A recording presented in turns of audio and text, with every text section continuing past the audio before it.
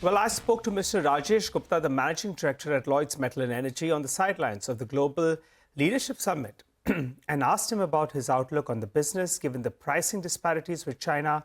I also quizzed him about the company's CapEx plans going ahead and how they want to forward integrate. Let's hear out what he had to tell me.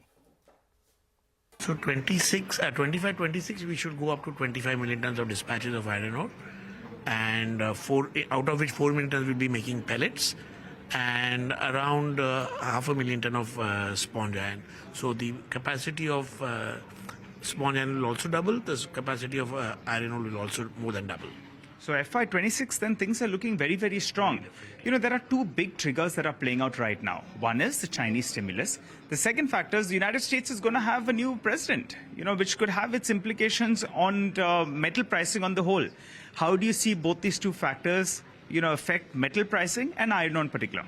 So iron ore in India is quite diverse from the international pricing, and it's quite steady at the moment, or a little stronger because of the continuous demand growth and supplies of steel growing in India, and that is going ahead forward only. International price is still very high compared to the Indian market. Indeed. Yeah, so I don't see that as a big shock to the Indian steel market. Of course, if there's a problem in the international market, there will be some reactions in the iron ore market. In the steel market, over a period, I think China will be forced to reduce their production, and that will also be positive in the steel market in India as well. Okay, all right. One thing that makes Lloyds Metals stand out is your cost of production is relatively much lower in comparison to what other miners are currently doing. Also, you have your mines in terms of their life is much longer than others as well. So update us on both these two factors, the cost of production, until when your mines will be valid. So our mines validity, the lease validity is 2057 without a premium, and that's what keeps the cost. The biggest factor that keeps our cost lower is a zero premium mine. Even yesterday, a mine was auctioned in Goa at around 125% of the average selling price. So this is a very big cost driver for us. Apart from that, we are also continuously striving to reduce costs in the operations side. And one of the factors that we are doing to reduce cost as well as to make the mine sustainable is to make the mine green. We should be zero carbon by 2026 end. Okay, all right. That's encouraging then. So you're saying, you're giving us two big details here.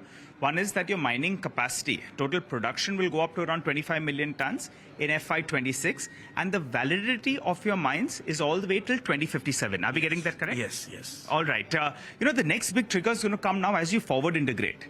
People said that great, that Lloyds Metal is a good iron ore miner. But now, as you've been saying, you're moving to pellets. There's a beneficiation plant coming in there.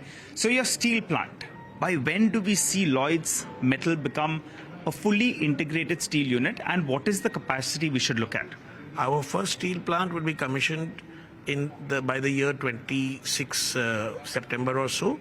That is a 1.2 million ton steel plant. It will be a wire rod plant, the first in Western India. So that's one big output of steel, and the other one would be a 3 million ton output, which will happen in 2028 or so. Okay, all right. Final question then, sir. You did a QIP, and you got a lot of big influential investors that came in there. But some part of the street didn't get the required quantity. Do you have any more fundraising plans? Given the outlook you have a big capex plan, which you say most of it will be funded by internal accruals, but some more equity dilution could be on the cards? We haven't really gone into that process. As of the moment, we don't think so. But definitely our plans are very, very aggressive, and also aggressive, but thought process driven aggressive. So we hope to be focused on that and then see the fundraising plans later. All right, with that, we'll slip into a short break, come back on the other side. Parakram Jadeja of Jyoti CNC Automation joins in to discuss their quarter gone by. Stay with us.